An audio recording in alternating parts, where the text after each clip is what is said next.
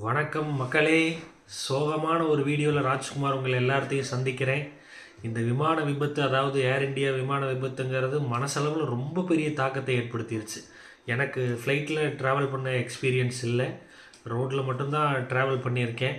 2 வருஷத்துக்கு முன்னாடி ஒடிசாவில் ட்ரெயின் ஆக்சிடெண்ட் ஆனப்பவே அந்த 24 மணி நேரமும் ரொம்ப கஷ்டமாக இருந்துச்சு. இப்போ பார்த்தீங்கன்னா ஃப்ளைட்டு, அதுவும் 1,26,000 லிட்டர் பெட்ரோலோடு அந்த ஃப்ளைட்டு கிராஸ் ஆகிருக்கு ஒரு மெடிக்கல் காலேஜ் ஹாஸ்டல் மேலே.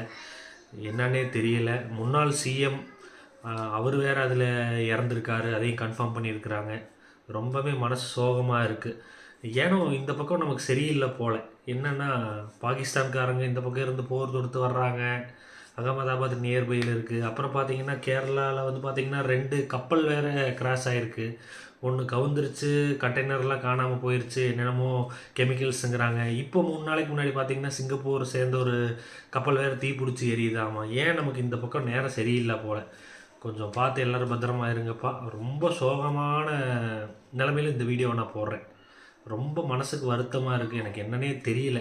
கலகலன்னு இப்போவுமே வீடியோ போடுவோம், என்டர்டெயின்மெண்ட்டாக இருக்கும். இந்த சோகமான வீடியோ நான் போட வச்சுட்டாங்க என்னையவே. ரொம்ப மனசு வருத்தமாக இருக்குது.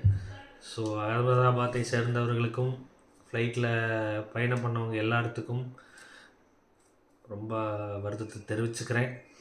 ஸோ என்ன சொல்கிறது, அவங்க வீட்டில் இருக்க எல்லாத்துக்கும் தாங்கும் சக்தியை கடவுள் தான் கொடுக்கணும். ஸோ மீண்டும் ஒரு நல்ல வீடியோவில் சந்திக்கணும். இந்த மாதிரி சோகமான வீடியோ போடவே கூடாது. ட்ரெயின், ஃப்ளைட்டு, தொப்பூர் கணவாயில் நடக்கிற ஆக்சிடெண்ட்ஸு இதெல்லாம் கேள்விப்படும் பொழுதே காதெல்லாம் அடைச்சிக்குது மக்களே. ஓகே.